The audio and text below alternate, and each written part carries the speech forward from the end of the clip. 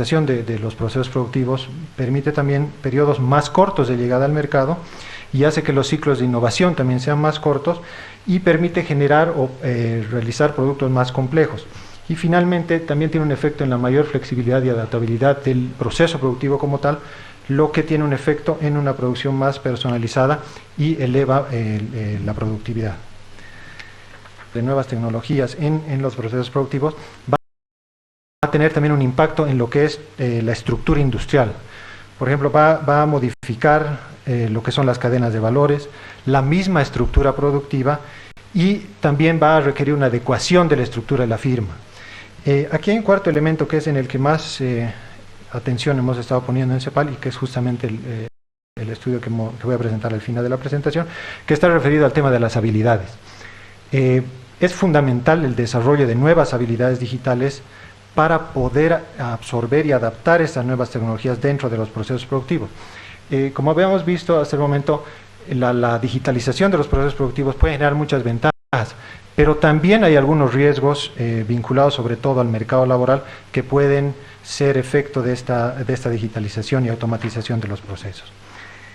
Según algunos datos de CAF, en la región los principales problemas o las mayores brechas vinculadas con el ecosistema digital justamente están asociadas a los factores de producción, y ahí dentro de estos obviamente está el tema de los recursos humanos. Nosotros en la CEPAL hemos estado realizando algunos estudios, particularmente del efecto de lo que sería la automatización y el empleo.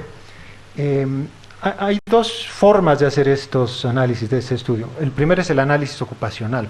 El análisis ocupacional básicamente lo que hace es establecer algún porcentaje de probabilidad de automatización de una ocupación. Y el otro enfoque es el análisis por tareas.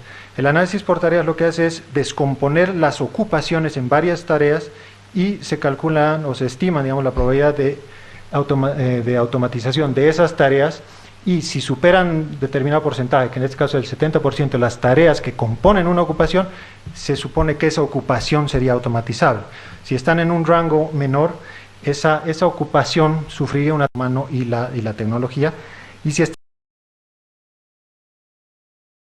debajo de, si no me equivoco, el 30%, la ocupación como tal no sufriría mayores modificaciones por un proceso de digitalización. Resultados interesantes que hemos encontrado del análisis es particularmente la relación que hay entre la probabilidad de automatización y los niveles educativos. Hemos visto, por ejemplo, que si hacemos una comparación, por ejemplo, del nivel básico y medio de educación con el nivel superior, las probabilidades de automatización bajan drásticamente para los niveles superiores. Entonces, claramente, el tema de capacitación y educación es fundamental para este punto. Debido a la disponibilidad de información, ha sido un poco complejo hacer el análisis por tareas para varios países de la región, entonces hasta el momento lo hemos podido hacer solo para el caso chileno. Por ejemplo, hemos encontrado que hay diferentes efectos a los grupos que se analicen. Por ejemplo, si vemos grupos étnicos, los indígenas tienen una automatización de las actividades que realizan que los no indígenas. Obviamente, vinculado también al tema de educación está el tema de los ingresos. Si se fijan, el quintil de ingresos más alto tiene un porcentaje de probabilidad de automatización de sus ocupaciones mucho más bajo que el primer quintil. Por otro lado, esto para el caso de Chile únicamente, no necesariamente generalizable. En temas de género, en Chile, por ejemplo, son más vulnerables los hombres que las mujeres a la automatización de sus tareas. Y en términos a los chilenos en cuanto a la probabilidad de automatización. Un análisis que se ha hecho, digamos, en este tema es también la temporalidad, porque el efecto de la automatización no va a ser inmediato, y dependiendo de varios factores, por ejemplo, la velocidad de sustitución tecnológica, la disponibilidad comercial de las tecnologías digitales, la relación de sustitución capital-trabajo, que está muy vinculada, por ejemplo, con el nivel de salarios, y la velocidad de difusión de innovaciones, van a determinar cuál es este periodo en los que el efecto de la automatización puede tener, digamos, en los mercados laborales. Para el caso de Chile se ha determinado que el efecto sería hasta el 2048 y obviamente van a haber diferentes velocidades, digamos, y efectos dentro de los niveles de empleo. En esta lámina se ve básicamente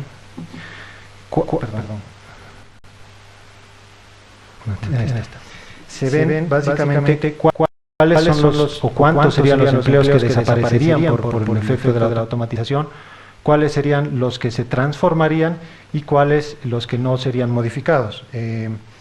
Los reestructurados son los de color azul, los eliminados son los de color verde y los no afectados de color amarillo. Obviamente esto va a depender de lo que se haga durante el periodo que es el impacto mayor. Complementariamente a este estudio, lo que hemos hecho utilizando algunas técnicas de web scraping y utilizando algunas APIs de sitios de empleo, hemos visto cómo está actualmente el tema de oferta y demanda laboral para la región. Por ejemplo, en la página de Freelancer hemos hecho un análisis de la oferta y demanda, por ejemplo, de hombres y mujeres en relación a determinadas tareas, y esto después se va a vincular a automatizables. Bueno, en el caso de los hombres, como se puede ver, la mayor parte de la oferta está relacionada con servicios de IT y programación, y en el caso de las mujeres está más vinculada con temas de escritura y traducción. Haciendo una comparación ya oferta y demanda, vemos que en general hay un exceso de demanda, es decir, la oferta pudiendo cubrir todas las demandas vinculadas con habilidades 4.0, que están vinculadas obviamente también con el tema de digitalización de la producción, y más bien hay un exceso de oferta en lo que serían las habilidades tradicionales. Hemos hecho este mismo análisis por algunas de las actividades, pero también hemos utilizado como referencia otro sitio que es bastante conocido en la región, que es Workana, y se encuentran más o menos resultados similares en cuanto a la relación hombres-mujeres y a las actividades que cada uno de ellos realiza. Las escalas son diferentes, pero sigue existiendo, digamos, ese exceso de demanda vinculadas con la industria 4.0. Algunas reflexiones finales que quería compartir con ustedes, que como decía, el tema de la educación es fundamental para disminuir algún impacto negativo que podría darse por temas de automatización de los procesos productivos. Por lo tanto, sugerimos fortalecer la transición escuela-trabajo. Ahí se tienen que considerar justamente estos análisis que hemos hecho, cuál es la oferta de mercado, cuáles son las habilidades que se requieren en el mercado. Por otro lado, obviamente está el aumentar la inversión en nuevas capacidades, dependiendo de cómo vaya evolucionando el mercado, y justamente vincular de mayor forma la oferta y demanda, ver cómo se están desarrollando la adopción de tecnologías, y otro, cuál es la necesidad de los mercados en cuanto a estas nuevas habilidades. Creo que me he mantenido en el tiempo, les agradezco mucho la atención y voy a estar en el panel para cualquier consulta. Gracias.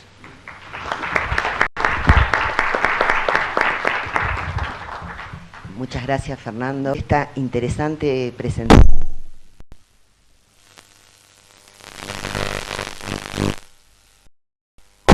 de Fernando, hemos visto cómo las inequidades siguen manteniéndose entre la región y el mundo desarrollado, y adentro de la misma región entre países, y en el caso chileno también vimos cómo hay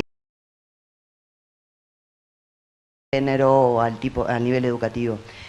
Sobre esto seguiremos conversando. Para eso vamos a preguntarle a Verónica Arroyo qué políticas públicas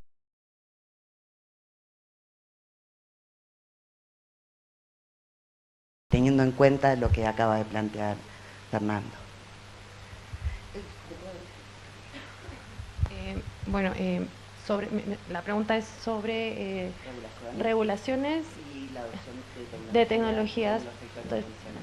Bueno, para empezar, nosotros no trabajamos en sectores tradicionales, es más el tema de digitalización, pero podría dar la digitalización en sí.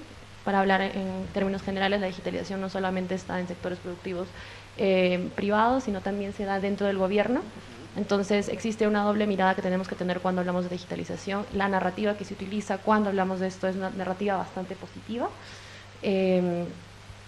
Y el tema de acompañar, ahora lo que nosotros pedimos desde sociedad civil es acompañar esta narrativa de digitalización, de implementación de tecnologías con una mirada de derechos humanos. ¿Por qué? Porque se necesita crear un ambiente de confianza entre la ciudadanía, entre las personas y estos desarrollos, que no solamente van en compás, como digo, de la narrativa, sino también de esto. Quisiera saber cuánto tiempo tengo, no sé si esto es 5 minutos, vale. Entonces, es que no sabía. Entonces, para eso existen ciertas políticas públicas o ciertas regulaciones que se pueden implementar. Y básicamente quiero enfocarme en el tema de datos, porque las economías utilizan los datos como un activo para el desarrollo de los datos como parte de la digitalización que generan Quisiera mencionar rápidamente el tema de cuando hablamos de datos personales de manera amplia, pero enfocarnos en el tema del flujo transfronterizo de datos, porque el mercado económico ya no solo es un mercado nacional, sino un mercado internacional.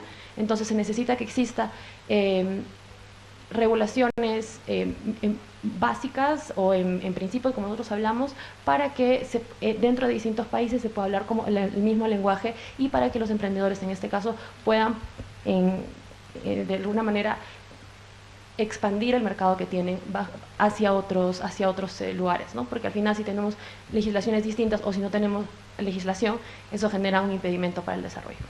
Otro punto importante dentro de datos personales, dentro de la idea esta es la portabilidad de datos que se plantea en otros lugares, está incluido en el GDPR, por ejemplo. También promueve la inclusión y que el usuario, por ejemplo, puede moverse de una plataforma a otra o de un servicio a otro. Permite también que ingresen nuevos actores dentro de la economía para que puedan desarrollarse. Entonces, la portabilidad es otro punto importante dentro de los datos personales, pero también otro tema, que es mi segundo tema, es cuando el gobierno dice vamos a digitalizarnos y vamos a hacer datos personales y vamos a hacerlo todo digital y todo vamos a hacer dentro de un clic. Naturalmente igual la narrativa es muy positiva, es muy interesante porque todo el mundo lo va a adoptar, todo el mundo va a decir que está súper bien, pero cuando nosotros vemos la adopción de este tipo de iniciativas tiene que estar acompañada con algunas ciertas recomendaciones. Nosotros tenemos ciertas recomendaciones bajo ese punto y por ejemplo si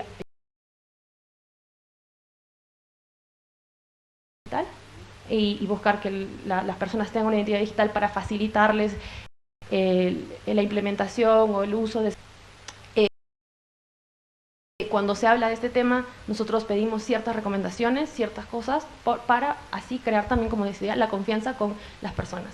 Entonces, pedimos, por ejemplo, privacidad por diseño, pedimos que esto sea un registro voluntario al inicio y pedimos que no se centralicen tanto las bases de datos, que exista una idea de que la persona tiene, no solamente es una idea del Estado sobre la identidad, sino es la identidad desde el sujeto.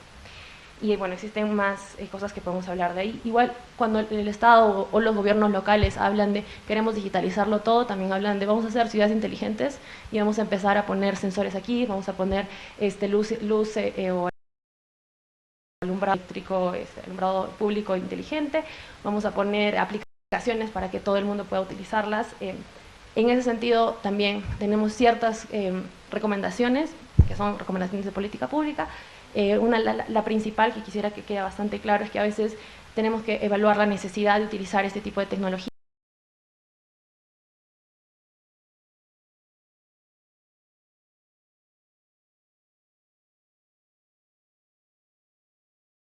Realmente es necesaria para lo que tenemos para el problema que queremos solucionar.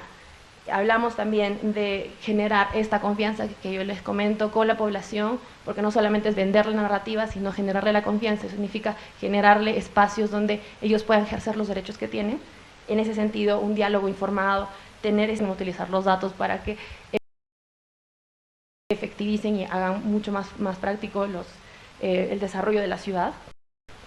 Hablamos de sistemas de control, tanto interno como externos, y seguir este tipo de evaluación si realmente la tecnología es necesaria o no, porque a veces muchos de los procesos se podrían utilizar sin tecnología. Entonces, como conclusión a esto es que cada vez que tenemos esta narrativa de digitalización que es necesaria para la producción, para el desarrollo económico y social, es necesario que acompañemos como un más al costado el tema de la evaluación de derechos humanos, la evaluación de la privacidad, porque también trabajamos datos.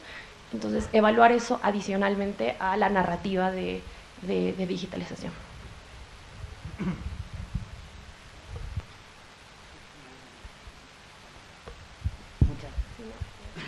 Muchas gracias. Y ahora le cedemos la palabra a Pamela González. Muchas gracias por invitarme a ser parte de este panel. Bueno, yo soy parte del Youth SIG y del Women SIG y del capítulo de ISOC de Bolivia. Bueno, respecto al tema, creo que existen varias industrias tradicionales que necesitan digitalizarse para sobrevivir, y esto genera un gran mercado para las startups nacientes que puedan solucionar este problema. Y creo que startups tengan un corazón en inteligencia artificial para poder reducir costos y para poder realmente mostrarle los beneficios a estas industrias tradicionales de digitalizarse. Por ejemplo, la industria del turismo es una industria que necesita digitalizarse porque las pequeñas empresas en turismo a veces creen que no tienen, no entienden por qué tendrían que hacerlo, y las empresas grandes empiezan a monopolizar la industria. Entonces, eso es lo que pasa en estas industrias que no están digitalizadas aún. De esta manera, este es un problema que varias startups en Latinoamérica podrían resolver. Que ellos no entienden por qué tienen que digitalizarse. Que más allá de utilizar algunas herramientas tecnológicas, puedan reducir sus costos y puedan empezar a realmente utilizar todos estos beneficios. De esta manera,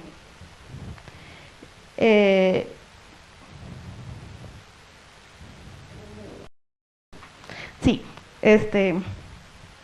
nosotros hemos trabajado en una iniciativa con niñas desde hace 3 años, y hemos visto que porque las mujeres son un gran motor del desarrollo económico, que empezar a sembrar la semillita en ellas es muy importante.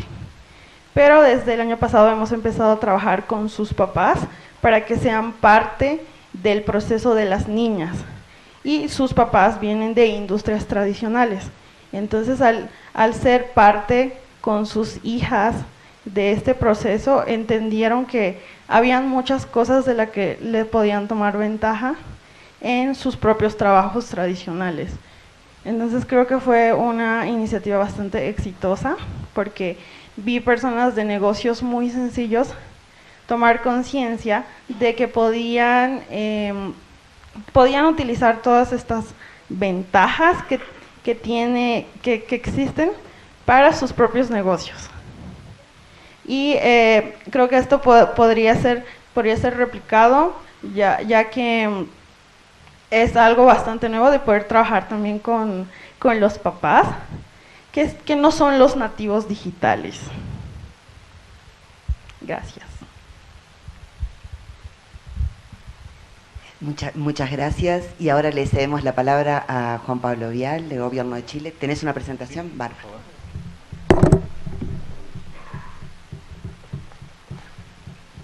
¿La puedo cambiar de...?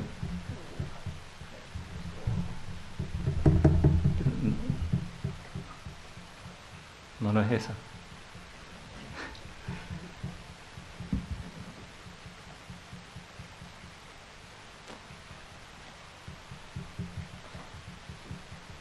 Esa es, muchas gracias. Bueno, en primer... 5 minutos tengo, sí. Ya, voy a hacerlo posible. En primer lugar, quisiera partir expresando un afectuoso saludo al pueblo de Bolivia con ocasión de su fiesta nacional, y los agradecimientos, por supuesto, por acoger esta reunión del LAC-IG. Muchas gracias también por este espacio para compartir con ustedes una iniciativa que está impulsando nuestro gobierno en materia de creación de valor a partir del Big Data. Chile ha considerado que no solo es importante aumentar la productividad y la inversión, sino que también es necesario preparar al país para insertarse exitosamente en la llamada cuarta revolución industrial. Y para eso nuestro plan de transformación digital considera una iniciativa para impactar la innovación en la economía digital a partir de los datos producidos por la astronomía, transformando a Chile además en un polo global, digamos, de ciencia de datos. Para eso quisiera compartir con ustedes una lámina que muestra la situación privilegiada que tiene Chile en materia de astronomía. Tenemos un verdadero laboratorio natural con condiciones únicas de humedad, temperatura, tenemos más de 300 días despejados al año, la corriente de Humboldt, la cordillera de los Andes, que han permitido un importante desarrollo de la astronomía. Esto significa que la próxima década Chile prácticamente concentrará el 70% de la capacidad de observación astronómica del mundo. Y bueno, los datos que produce la astronomía se pueden ver, se pueden ilustrar acá, como representan un gran caudal. La astronomía está produciendo más datos que todos los videos que se suben a YouTube y todos los tweets de la plataforma de Twitter que se producen en un año. Entonces, para aprovechar este caudal de datos, se creó el Data Observatory, una iniciativa liderada por los Ministerios de Economía y Ciencia y Tecnología de nuestro país que pretende, el objetivo que tiene es crear repositorios de datos o dataset de valor global para ponerlo a disposición en la nube y así promover su explotación y generar transferencia tecnológica y formación de talento humano en materia de ciencia de datos. Para ello, uno de los socios fundadores de este proyecto es Amazon Web Service, que está aportando espacio en la nube para albergar los datos. Esto que podría parecer importante para el desarrollo de la ciencia y la tecnología, en realidad también tendrá un alto impacto en otras áreas de la economía como la salud, la energía, el transporte y la minería. Estamos partiendo con los datos de la astronomía, dado el potencial que eso representa para el país y por el volumen que existe hoy día, pero en el futuro esperamos ir incorporando otros datasets de valor global generados por los laboratorios naturales que Chile posee. Por ejemplo, Chile posee una de las reservas más grandes de agua dulce, hay datos sismológicos de las corrientes de los océanos, de climatología, de minería. En la Antártica también se están estudiando los procesos del cambio climático. Estos datos pueden ser utilizados por emprendedores, investigadores, universidades, empresas que estén buscando aplicaciones distintas a la tecnología, a los datos y a los algoritmos que son utilizados para observar las estrellas, pero que tienen naturalmente ramificaciones importantes en otros lados de la economía. Con la apertura de estos datos será posible probar y mejorar algoritmos, reconocer patrones, haciendo predicciones de manera mucho más eficiente, y eso genera un impacto transversal en distintas áreas de la economía y en el funcionamiento del aparato público. Sin ir más lejos, esto tiene un enorme potencial, por ejemplo, para acelerar la innovación en materia de inteligencia artificial, de acceso a grandes cantidades de datos de alta calidad. Bueno, esto es lo que Chile está apostando como política para la digitalización y la transformación productiva basada en datos. Muchas gracias.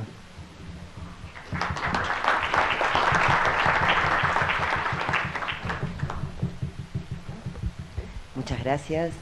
Y ahora abrimos a los panelistas para comentarios, para sugerencias sobre los retos, los desafíos de los procesos de digitalización en nuestra región.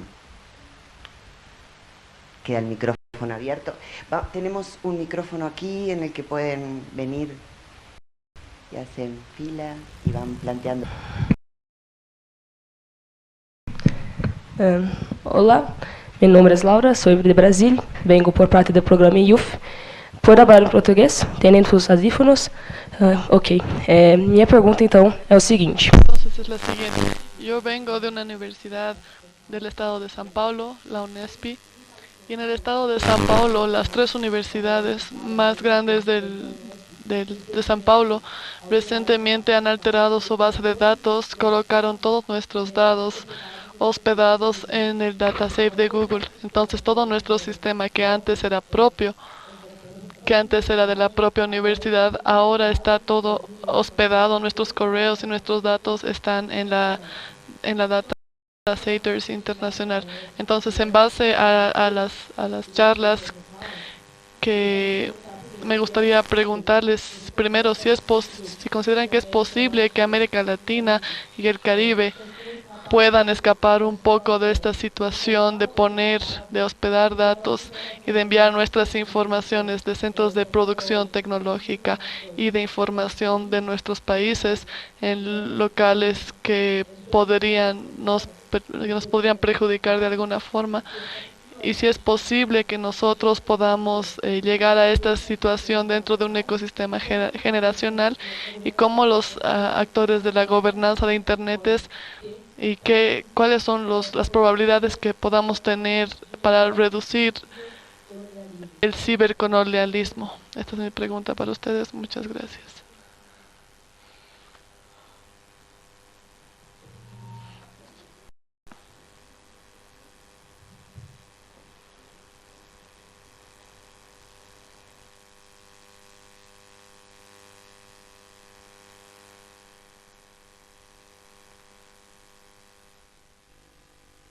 Que personalmente a mí también me llamó muchísimo la atención cuando vi que no existían como cloud services o algo así en América Latina, que siempre miramos y adoptamos cloud services fuera de América Latina, y naturalmente lo que comentó hace un momento el representante del gobierno de Chile es lo que generalmente sucede. Utilizamos y adquirimos, firmamos contratos con cloud services fuera de, como Amazon Web Services. El problema aquí, más allá de lo económico, porque es un problema económico de cuánto cuesta invertir en tener un data center o tener un espacio físico, y el tema ambiental, de cuánto de energía se da, más allá de eso, y porque es importante y es problemático por las economías en las cuales vivimos, y poder invertir y todo eso es un problema económico por un lado. En el tema de derechos, el hecho de que los datos de la universidad vayan a un cloud service que está fuera de, y que no se sepa exactamente dónde va, cuánto tiempo está, quién administra este tema, eso es un problema.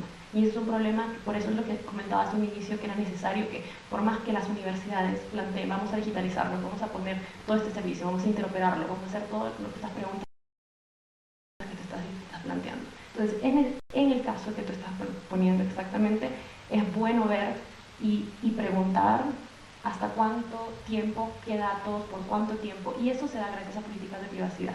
Entonces, el Estado, no sé si son universidades públicas o universidades privadas, pero tienen que cumplir con esto. O sea, y yo sé que Brasil tiene una ley de protección de datos, pero que todavía está como que en espera para que sea aplicada, pero entiendo que cuando ya esté esto aplicado, ustedes tienen el poder de poder cuestionar y pedir que si se va a alojar en otro lado por X, Y, Z motivos, cumpla con ciertos parámetros.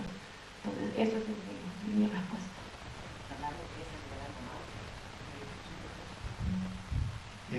Bueno, respecto al tema de alojar o no alojar los datos en un determinado lugar, esa discusión ya se da muchas veces, y aquí hay expertos que conocen mucho más del tema. Solo quería comentar que, bueno, en línea con lo que comentaba la colega, yo creo que hay que concentrarnos más a nivel regional en el desarrollo de un marco legislativo claro en cuanto al manejo de los datos.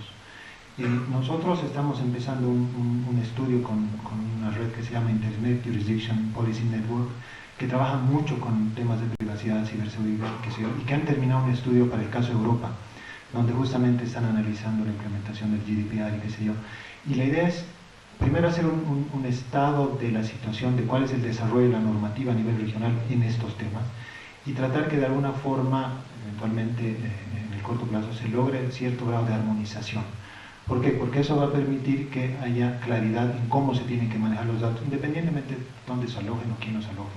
Yo creo que deberíamos concentrarnos más en ese aspecto. Solamente puntualizar un detalle.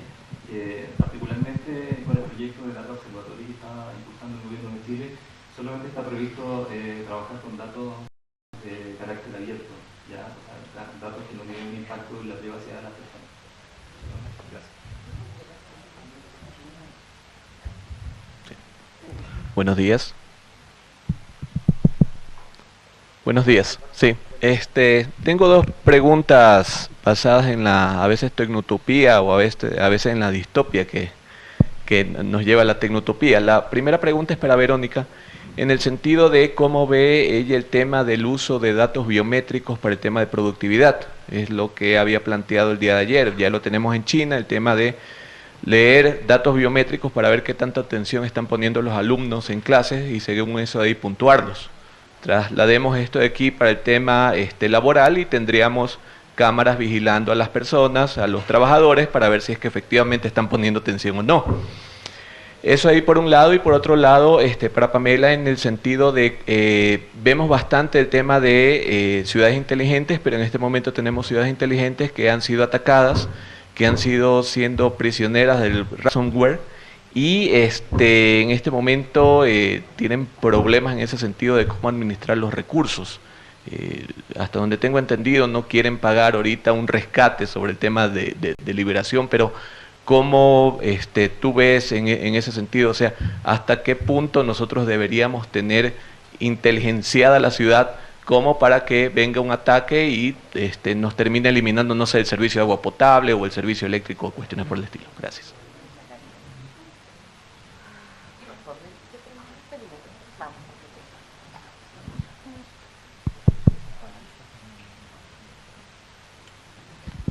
Hola.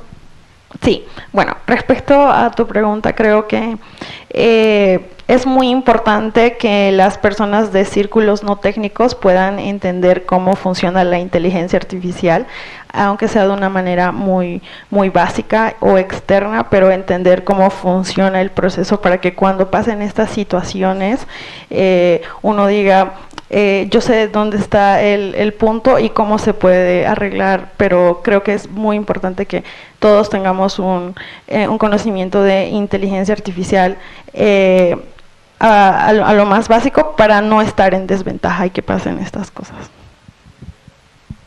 Ok. Alfredo, ¿qué tal? Bueno, la pregunta es bastante interesante porque el tema de uso de datos biométricos y sistemas biométricos no solamente se utilizan para la productividad dentro de un centro laboral o dentro de un centro educativo, sino también se utilizan fuera del espacio público. Entonces, ahí hay una diferencia bastante clara entre cuando uno puede realmente optar de estar presente dentro de estos sistemas, cuando tú puedes dar tu consentimiento de voy a estar en un lugar donde me van a captar, donde van a todas mis huellas, donde van a conocer lo del iris y todo eso. Como diferente, y uno tiene cámaras que te pueden, o sensores que pueden saber qué estás haciendo, cómo estás reaccionando ante una publicidad, que fue lo que pasó en Brasil. Son distintos espacios. En ese sentido, teniendo, para la pregunta específica que hablas de productividad, entiendo, es una productividad en espacios cerrados donde sí puedes, privados, exacto. Lo importante es que entender que los datos biométricos son datos sensibles, y como datos sensibles, ya lo que nosotros promovemos es que necesita tener un tratamiento muy específico y muy especial y muy delimitado. Entonces, si la empresa va a utilizar datos biométricos, esta empresa tiene que no solo informar a las personas con las que está trabajando que esos datos biométricos se van a usar para tal o cual fin, tiene que ser un fin bastante determinado, y naturalmente se tiene que saber cuánto tiempo van a guardar estos datos biométricos, utilizar solamente los datos biométricos, o sea, la minimización de datos significa solo aquellos que son necesarios para el fin que necesita. Esto se genera, y naturalmente el uso de datos biométricos, no, de alguna manera no podemos ir contra la corriente de decir ahora dejemos todos los datos biométricos aparte, olvidémonos de la tecnología. Como decía al inicio, la tecnología no es ni buena ni mala, sino que es el tema de cómo usarla. Entonces, por eso va mi idea de buscar la finalidad, buscar la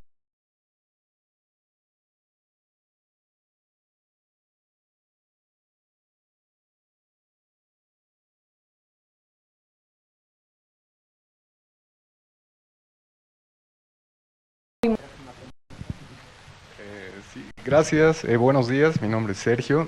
Quería consultar con ustedes, teniendo en cuenta que este foro se excluye de una cuestión vinculante, es decir, una sugerencia, un Estado para que promulgue las normas, como el señor Rejas mencionaba, sobre un marco normativo claro con respecto a la propiedad de los datos.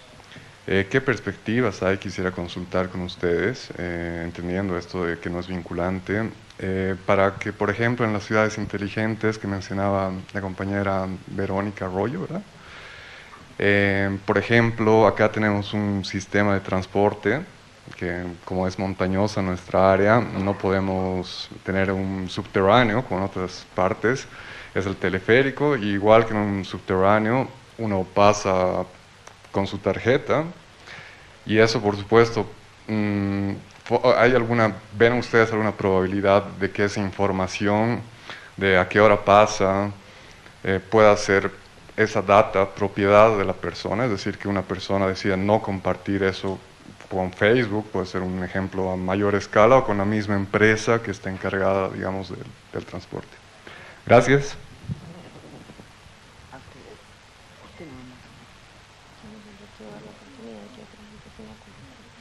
Protección de datos.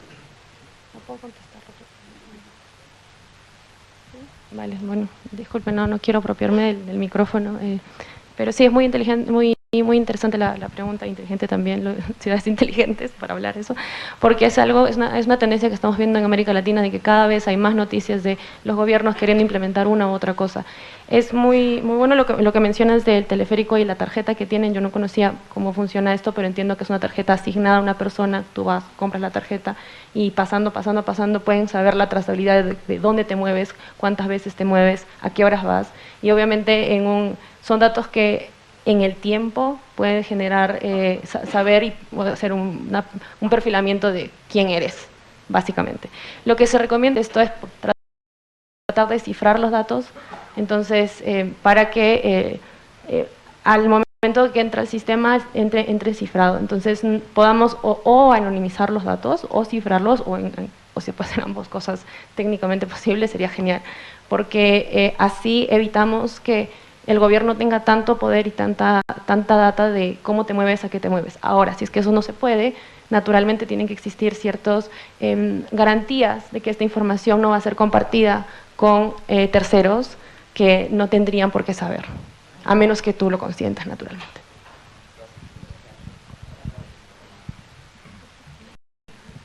Buenos días, soy Patricia Cavero, soy profesora de la Universidad Católica aquí de Bolivia, y mi consulta es para el representante de la CEPAL, Fernando Rojas.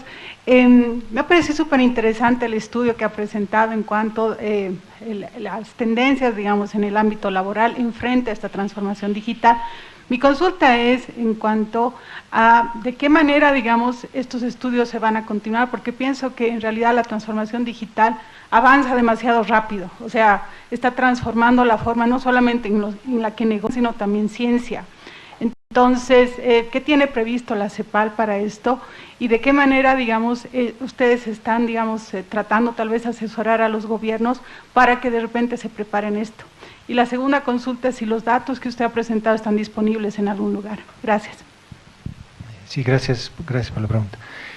Nosotros, por ejemplo, el estudio que hemos hecho para el caso de Chile lo estamos tratando de replicar para otros países, para tener un panorama más claro, digamos, de ese tema.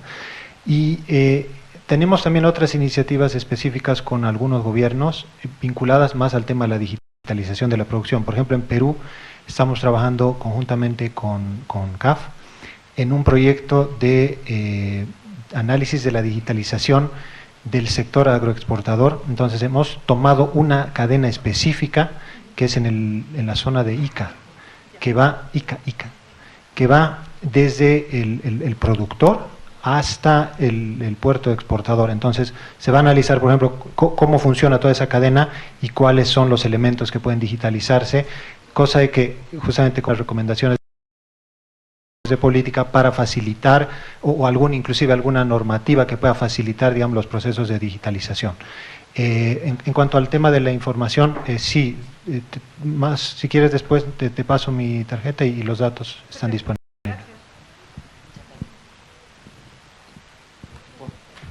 Mucho gusto, mi nombre es Flavio Garcés, vengo aquí como becario del YUF IGF. Mi pregunta relacionada con lo siguiente: en las relaciones laborales tradicionales el aspecto de raza y género pues es evidente, pero incluso en las relaciones digitales, cuando pongo una fotografía o relleno información, también es posible identificar mi raza y mi género. Mi pregunta es, en cuanto a las relaciones laborales o la digitalización de procesos, ¿qué impacto creen que esto va a tener en disminuir la brecha de raza y género en las relaciones laborales del futuro?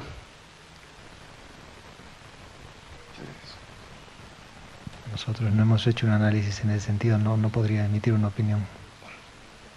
Entiendo. ¿Los demás? ¿Algunas ideas? ¿Posibles efectos? No, muchas gracias.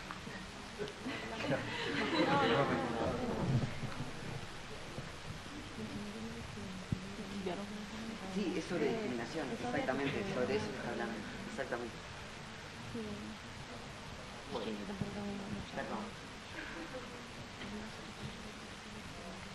Bom dia, eu sou Isabela, eu sou do Brasil. Eu tenho uma pergunta para Fernando sobre a questão da automação do trabalho. Del trabajo. Existen varios estudios que afirman que la mayor parte de la población que está perdiendo su trabajo está yendo al tercer sector para trabajos informales y muchas veces precarios. Me gustaría saber cómo queda el joven delante de esto. Ellos no están preparados para esta automatización, para estos nuevos trabajos que están surgiendo y muchas veces están corriendo a trabajos informales y precarios también. Muchas gracias.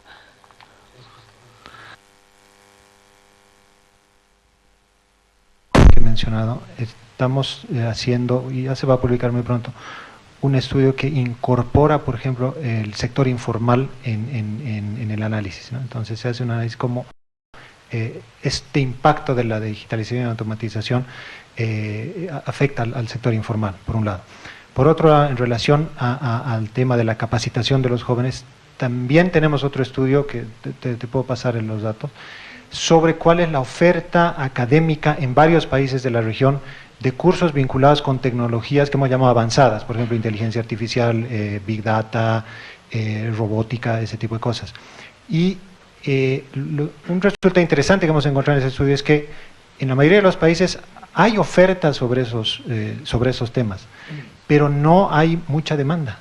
Entonces, no sé si es por tema de difusión de los cursos, por ello, pero como has visto en los resultados, el mercado laboral, por lo menos desde el lado de la oferta, se sigue orientando como a trabajos y a tareas tradicionales y no tanto a las otras, a pesar de que académicamente en las universidades hay esa oferta. Entonces es un tema que hay que analizar un poquito con más cuidado.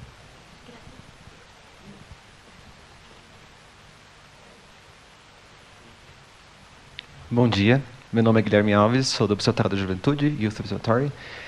Gostaria de fazer uma pergunta. Hacer una pregunta para Fernando, pero también para los otros si quieren responder. Yo creo que durante mucho tiempo las tecnologías digitales han traído una promesa de un trabajo más fácil, más flexible y menos tiempo de trabajo. Y la verdad es que para muchos sectores nosotros vemos que estamos usando más el régimen de 24 horas conectados. Entonces quería preguntar respecto a la cuestión de derechos del trabajo, derechos de los trabajadores. ¿Cómo que en este proceso de aproximación digital los trabajadores que están en este proceso de automatización y teniendo que desempeñar nuevas funciones o otro tipo de trabajo están asegurados o no?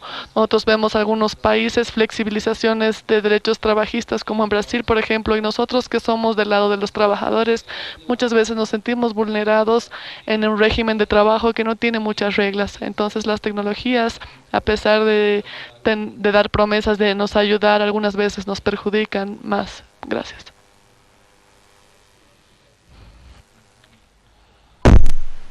En la CEPAL hay una unidad que es básicamente la unidad de empleo que está analizando esos temas. Y uno de los temas que está analizando justamente es cuál es el impacto en la normativa laboral del surgimiento de nuevos tipos de tareas. Por ejemplo, los Ubers, las aplicaciones de entregas de productos y qué sé yo, que están teniendo un impacto en los derechos del trabajador. No tengo los resultados por el momento, pero sí eventualmente estamos trabajando en ese tema y la idea es evaluar o hacer un equilibrio entre la ventaja que tienen estas nuevas tecnologías, digamos, para incorporar más fácilmente a la gente al mercado laboral, pero la desventaja que también tiene en cuanto a los derechos de esa gente que está entrando al mercado laboral. Por el momento, como te digo, no tengo algún resultado o alguna conclusión, pero sí estamos viendo ese tema, es fundamental.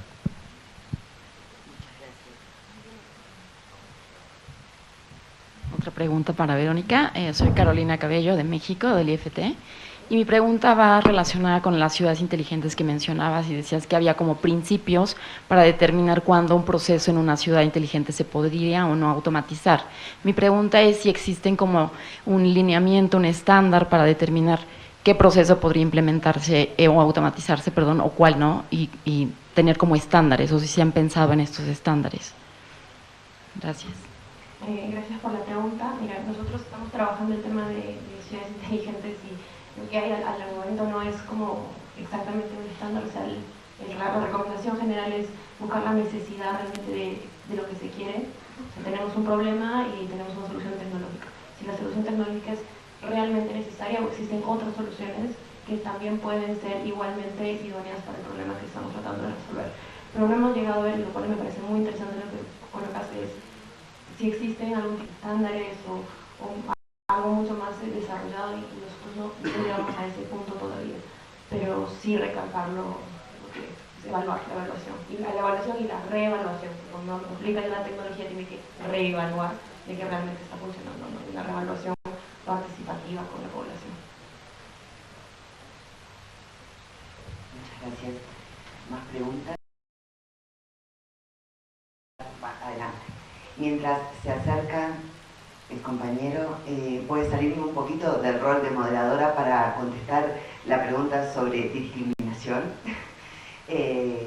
poniéndome como panelista. Yo lo que creo es que las tecnologías de la información y el apropiarse de ellas y el incorporarlas a nuestros procesos productivos, a nuestros procesos laborales, de relaciones laborales, yo creo que van a transparentar, pueden ayudar a transparentar muchos de los procesos que estaban invisibilizados o que entonces, como repitió algunas veces Verónica en esto, la tecnología no es mala ni buena, pero yo creo que en este caso puede generar muchas más oportunidades en este tema de velar los procesos de discriminación invisibles hasta ahora. Creo que puede ayudar muchísimo.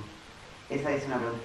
Y con respecto a lo de los derechos de los trabajadores, de la pregunta que estaba contestando Fernando recién, por ejemplo, en España hay una nueva normativa de derechos digitales donde, por ejemplo, se reconoce el derecho a desconectarse, ¿no?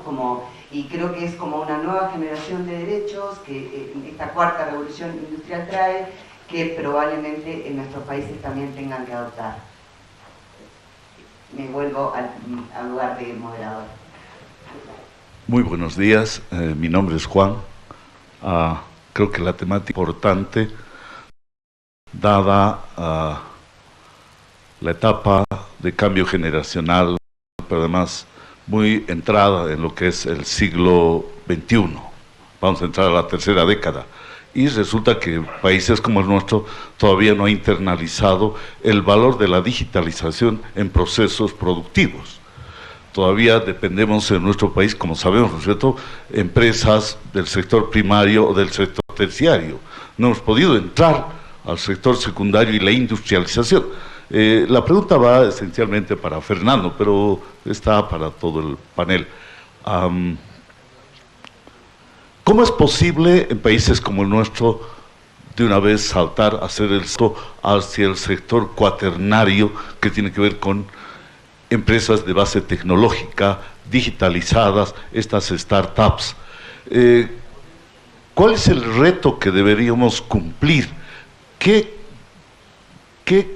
criterios de valor debemos transformar en el corto plazo? Parece la educación, pero yo creo que la experiencia de la CEPAL y particularmente los estudios que está haciendo y que acaba de mencionar allá en Chile, en Perú, etcétera, nos podría apoyar fuertemente para generar políticas públicas, de migrar de una vez a hacer el salto cualitativo y no esperar industrializar. Yo creo que esa etapa nos venció. Europa, Asia han podido desarrollar. Entonces, la pregunta puntual es que qué estrategias, qué mecanismos aplicamos en el campo de la educación, en procesos productivos, etcétera, para hacer este salto cualitativo, que es importante. Más, y para terminar, están desarrollándose con mucho valor los agentes inteligentes. Sabe el asistente de Google. Face está terminando de desarrollar unos asistentes que van a revolucionar absolutamente los procesos, no solamente productivos, sino educativos, etc. Gracias.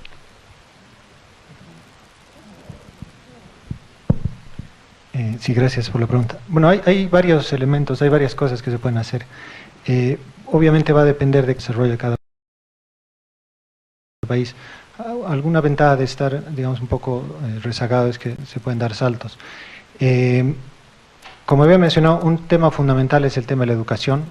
Alemania, por ejemplo, es líder en ese tema, no solamente de educación formal, sino también en el de transformación de las habilidades digitales de la gente que ya está en el mercado laboral. Programas esos de recapacitación y de readecuación son muy importantes y han funcionado muy bien. El otro tema, en cuanto a la estructura productiva, no necesariamente se tiene que pasar a generar solo empresas de base tecnológica, que obviamente son las que generan bastante valor agregado, sino también, como estaba mencionando en el caso del Perú, tratar de que algunos sectores en los que se tienen ventajas se puedan digitalizar, se puede incorporar tecnología digital, y ahí obviamente hay que hacer un análisis en qué parte de la cadena, qué tipo de tecnologías y qué sé yo. Entonces hay varios elementos que combinados van a permitir avanzar y dar, digamos, estos saltos. El otro tema que estaba pensando que se me ha ido era, bueno, esos elementos que había mencionado que determinan, digamos, la velocidad de la digitalización. Por ejemplo, cómo están los procesos de innovación, qué medidas hay para facilitar o para generar mayor difusión de innovación. Un elemento que es bastante importante es el tema de la relación tecnología-trabajo en cuanto a los salarios. Lo que hemos estado viendo es, por ejemplo, en los países donde los salarios son muy bajos, no es conveniente económicamente hacer la transformación o la adecuación tecnológica, porque cuesta más caro hacer esa adecuación que tener todavía a varios empleados. Entonces, todos esos determinantes son los que definen la velocidad, pero como le digo, hay esta combinación de elementos que pueden ayudar.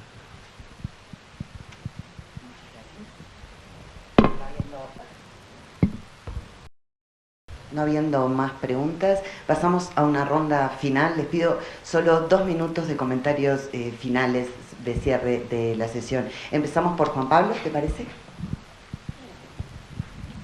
¿Aló? Sí, sin duda, acá ha quedado claro que los datos son muy relevantes, son el nuevo petróleo, se ha dicho, el oro, y son el combustible para la economía digital. Entonces, en la medida que los países puedan desarrollar políticas para poder generar valor a partir de los datos, naturalmente que vamos a poder también generar aquellas capacidades endógenas que los países de la región requieren para poder darle el salto en la economía digital. Frente a grandes como China, Europa o Estados Unidos, que están haciendo grandes inversiones, están dando grandes saltos en materia de inteligencia artificial, creo que a los países de la región no nos queda más que eso, generar capacidades endógenas, ya como ha promovido la CEPAL, generar, utilizar la internet, pasar desde la internet del consumo a la internet de la producción, fortaleciendo sobre todo el capital humano que se requiere para apropiarse de las nuevas tecnologías. Gracias.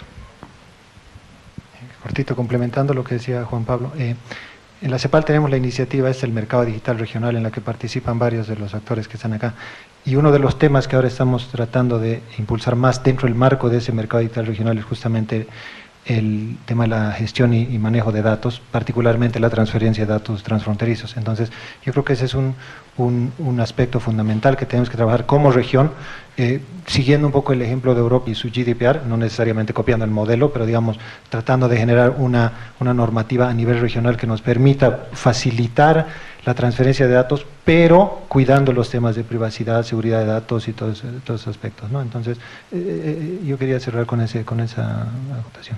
Gracias. Sí, bueno, para juntar, creo que la colaboración es muy importante entre las distintas industrias y es necesario que los técnicos estemos más juntos a las industrias tradicionales para poderles dar nuevas soluciones a sus problemas y enfocarnos en mujeres que son el motor de la economía informal, que es lo que domina Latinoamérica. Sí, bueno, para cerrar, quiero resaltar de que América Latina tiene un potencial gigante, tiene mucha creatividad para crear mil millones de cosas, y yo creo que los que están presentes en esta sala lo conocen. Y yo creo que lo que nos toca dentro de las distintos sectores en los que estamos y distintas partes interesadas en este ambiente es cómo acompañar este proceso, cómo impulsar este proceso de creatividad a la región. Y eso implica, como lo venía diciendo desde el inicio, el tema de confianza, de cómo generamos confianza de estas tecnologías, no solamente hablando de una bonita narrativa, sino también dándole la capacidad y las herramientas para que los usuarios o individuos o personas o ciudadanos, dependiendo de cómo lo conceptualicemos, tengan los derechos necesarios para ser parte de la sociedad que estamos construyendo. Eso es todo. Muchas gracias a todos y a todas. Hemos finalizado aquí esta sesión. Les pido un fuerte aplauso para todos los panelistas.